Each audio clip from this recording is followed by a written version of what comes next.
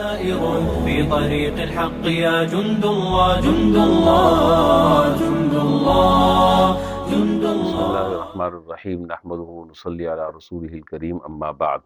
عن أبي هريرة رضي الله تعالى عنه قال قال رسول الله صلى الله عليه وسلم خير يوم طلعت عليه الشمس يوم الجمعة فيه خلق آدم وفيه أدخل الجنة وفيه أخرج منها او كما قال علیہ الصلوۃ والسلام۔ حضرت ابو ہریرہ رضی اللہ تعالیٰ عنہ جناب نبی کریم صلی اللہ علیہ وسلم سے روایت نقل کرتے ہیں کہ آپ نے ارشاد فرمایا کہ سب سے بہترین دن وہ دن ہے کہ جس کے اندر سورج طلوع ہوتا ہے، اور سورج جن چیزوں پر پڑتا ہے ان میں سب سے بہترین دن جمعہ کا دن ہے، اور اسی جمعے کے دن حضرت آدم علیہ السلام کو اللہ تعالیٰ نے پیدا فرمایا، اور جمعے ہی کے دن اللہ تعالیٰ نے ان کو جنت میں داخل فرمایا۔ وفیہ اخرج منہا، اور جمعے ہی کے دن ان کو جنت سے نکال کر دنیا میں بھیجا گیا۔ دیکھیے، جمعے کا جو دن ہے وہ ہفتے کے تمام دنوں میں جمعے کے دن سب سے افضل ترین دن ہے، جس کو سید الایام کہا جاتا ہے، دنوں کا سردار۔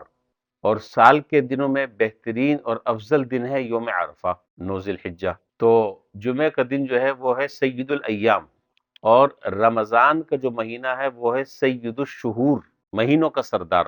تو جب ان دونوں باتوں کو جب آپ ملائیں گے تو نتیجہ یہ نکلے گا کہ اگر اللہ تعالیٰ نے کسی کو رمضان کا مہینہ عطا فرما دیا اور اس رمضان کا جمعہ اسے مل گیا تو وہ نور علی نور، یعنی اس کو بہترین مہینوں کا سردار بھی ملا، اور دنوں کا سردار بھی، مہینہ بھی افضل اور دن بھی افضل۔ اللہ تعالیٰ نے یہ دو فضیلت عطا فرمائی۔ تو تمام مخلوقات میں زمین اور آسمان اور دنوں میں اللہ تعالیٰ نے پیدا فرمائی ہیں، لیکن جیسے کہ یہاں اس روایت میں ہے کہ زمین اور آسمان اللہ تعالیٰ نے اور دنوں میں پیدا فرمائی، لیکن ساری کائنات کا جو خلاصہ اور ہمارے جد امجد حضرت آدم علیہ السلام ہیں، ان کے لیے اللہ تعالیٰ نے اس دن کا انتخاب کیا۔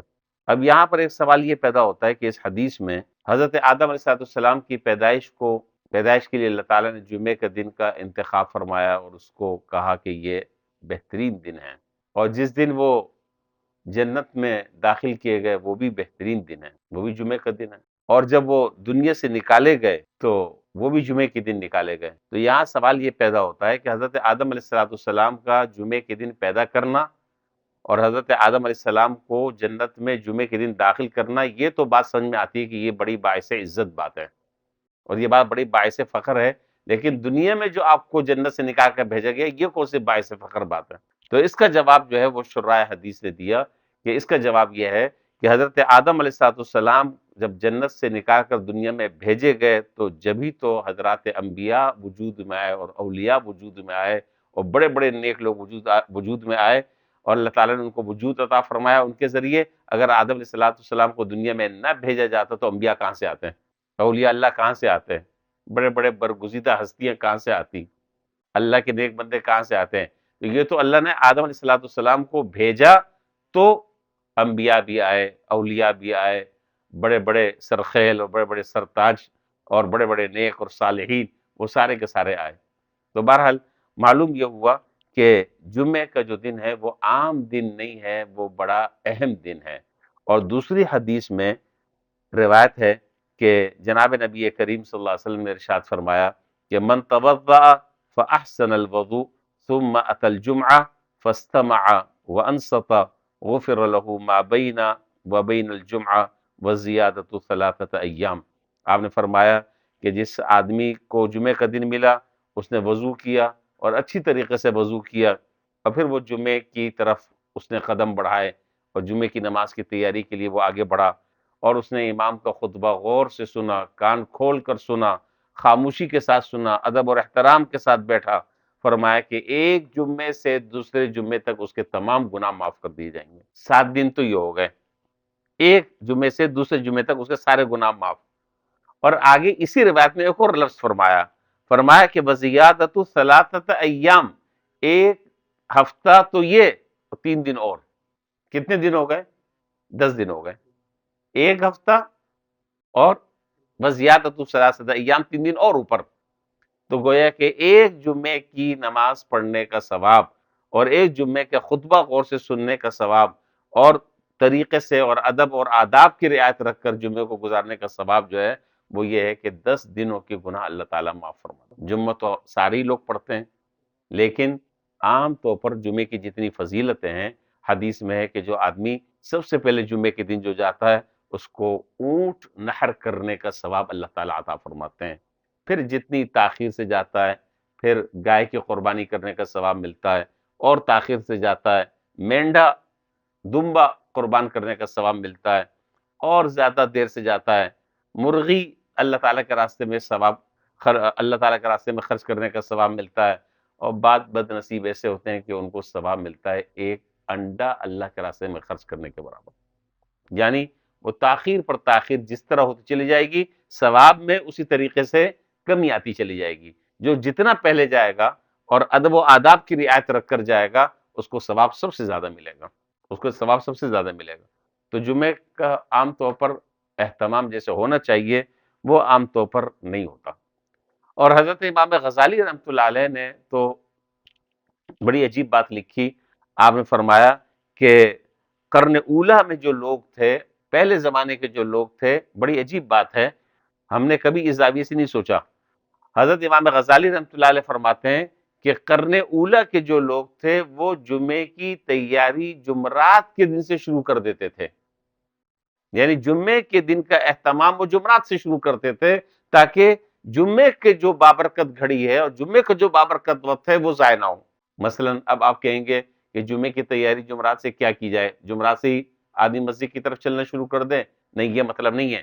بہت سارے کام ایسے ہم کرتے ہیں جمعے کے دن کہ بیان شروع ہو چکا ہوتا ہے، خطبہ شروع ہو چکا ہوتا ہے، کپڑوں پر استری ہو رہی ہے۔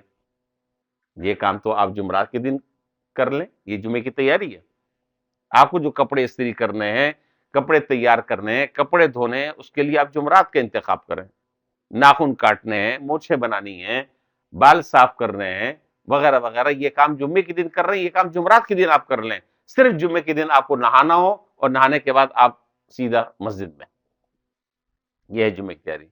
اور فرمایا کہ وہ آدمی تو بڑا بد نصیب ہے۔ امام غزالی رحمۃ اللہ علیہ فرماتے ہیں کہ وہ آدمی بڑا بد نصیب ہے، بڑا بد نصیب ہے کہ جو جمعے کے دن بھی لوگوں سے پوچھے کہ آج دن کون سا ہے۔ یعنی اس کا مطلب یہ ہے کہ یہ ایسا غافل ہے، ایسا غافل ہے کہ اس کو یہی نہیں پتا کہ آج دن کون سا ہے۔ تو بہرحال اللہ تعالی ہمیں صحیح طریقے سے اہتمام کے ساتھ جو ہے وہ جمعے کی تیاری کی توفیق عطا فرمائے۔ میں مختصر سی بات جو ہے وہ جمعے کے اعمال کے حوالے سے میں بتا دوں۔ ایک تو جمعے کے دن سورہ کہف کی تلاوت کا اہتمام ہر شخص کو کرنا چاہیے۔ جو آدمی سورہ کہف کی تلاوت جمعے کے دن کرتا ہے اللہ تعالیٰ اس کو دجال کے فتنے سے محفوظ فرماتے ہیں۔ بہت فضیلت ہے، عظیم فضیلت ہے۔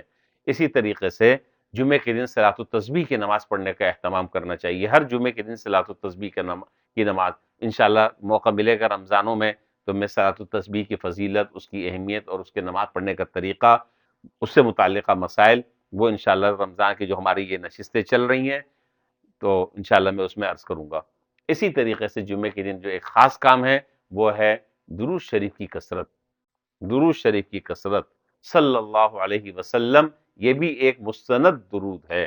اگر لمبا درود ابراہیمی آپ نہیں پڑھ سکتے تو اتنا پڑھ لیں، جزا اللہ عنا محمد صلی اللہ علیہ وسلم ما ہوا اہلو، یہ پڑھ لیں صلی اللہ علیہ وسلم۔ یہ مستقل درود ہے، لہذا چلتے پھرتے، اٹھتے بیٹھتے، جاگتے سوتے زبان پر درود شریف ہو، اور کم از کم 1000 مرتبہ جو ہے وہ جمعے کے دن درود شریف ہمیں پڑھنی چاہیے۔ بس آخری بات کہہ کر میں بات ختم کر رہا ہوں۔ حدیث میں ہے کہ جمعے کے دن ایک گھڑی ایسی آتی ہے کہ حدیث کے الفاظ یہ ہیں کہ فیہا ساعہ، اس جمعے کے دن ایک گھڑی ایسی ہے، وَأَشَارَ بِيَدِهِ يُقَلِّلُهَا، حضور نے فرمایا کہ جمعے کے دن ایک گھڑی ایسی آتی ہے کہ اس گھڑی میں اگر بندہ اللہ تعالیٰ سے دعا مانگتا ہے اللہ تعالیٰ اس کے دعا کو 100% قبول فرماتے ہیں۔ اب وہ مبارک گھڑی کون سی ہے، اس کے بارے میں صاحب مظاہر حق نے تقریباً 35 کے قریب اقوال لکھے ہیں، لیکن راجح قول جو ہے وہ 2 ہیں۔ ایک قول یہ ہے کہ جب امام خطبہ دینے کے لیے ممبر پر چڑھتا ہے اس وقت سے لے کر جمعے کی نماز کا سلام پھیرنے تک، یہ جو وقت ہے یہ وقت قبولیت کی گھڑی کا ہے۔ البتہ اس میں خاص طور پر یہ بات یاد رکھنی چاہیے کہ جب امام خطبہ دے رہا ہو اس وقت دونوں خطبوں کے درمیان جو وقفہ ہوتا ہے اس وقت آدمی کو زبان سے دعا نہیں مانگنی چاہیے، بلکہ دل دل میں تصور کر لیں، پہلے سے سوچ لیں یہ دعا کرنی ہے، دل دل میں تصور کر لیں۔ اور یہ امام شافعی رحمۃ اللہ علیہ کا قول ہے، اور آپ نے اس صورت کو ترجیح دی ہے کہ یہ ہے قبولیت والی گھڑی۔ اور حضرت امام ابو حنیفہ رحمۃ اللہ علیہ کہتے ہیں، ان کا جو رجحان ہے وہ یہ ہے کہ عصر سے مغرب کا درمیانی جو وقت ہے جمعے کے دن، یہ پورا وقت جو ہے وہ قبولیت کا ہے غروب آفتاب تک۔ اس لیے ہم نے اپنے اکابرین کو اور اپنے بزرگوں کو اور اپنے بڑوں کو ہم نے دیکھا کہ وہ جمعے کے دن عصر سے لے کر مغرب تک کا وقت مسجد میں، درود شریف میں، تلاوت میں، ذکر و اذکار میں، مناجات میں وہ لگاتے تھے۔ اس لیے اس وقت کو خاص اہتمام سے اس وقت کو کام میں لانا چاہیے۔ اور میں پھر دوبارہ عرض کر رہا ہوں کہ جمعے کے دن عصر سے مغرب تک کا وقت یہ دعا کی قبولیت کا وقت ہے، یہ قبولیت والی گھڑی ہے۔ اور پھر جمعہ بھی رمضان کو ہو تو اور زیادہ قبولیت کے امکان بڑھ جاتے ہیں۔ پھر مغرب کے قریب آدمی افطاری کر رہا ہے، وہ دعا بھی قبولیت کا ہے، وہ گھڑی بھی قبولیت کی ہے۔ تو بہت سارے جو ہیں وہ قبولیت کے بہت سارے امکانات ہیں، لہذا اس وقت سے ہمیں صحیح طریقے سے فائدہ اٹھانا چاہیے۔ اللہ تبارک و تعالی ہمیں جمعے کو صحیح آداب کے ساتھ گزارنے کی اور اس میں زیادہ سے زیادہ اہتمام کے ساتھ تیاری کرنے کی توفیق عطا فرمائے۔ وآخر دعوانا الحمدللہ رب العالمین۔ سائر في طريق الحق يا جند الله جند الله جند الله جند الله